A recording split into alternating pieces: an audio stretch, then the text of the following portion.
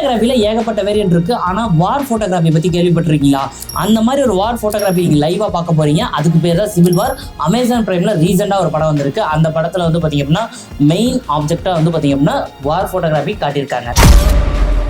Photography main role பண்றதுனால என்ன தெரியல, சினிமாட்டோகிராஃபில வேற லெவல்ல ஃப்ரேம் பை ஃப்ரேம் வந்து பாத்தீங்கன்னா வச்சு செதுக்கிருக்காங்க.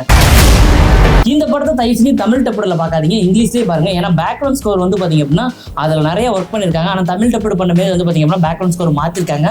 அதை பார்க்கும் போதே தெரியும். 818 கிலோமீட்டர் போட்டோகிராஃபர்ஸ் வந்து பாத்தீங்கன்னா டிராவல் பண்ணுவாங்க ஒரு சிவில் வார் நடக்கிற நாட்டுல.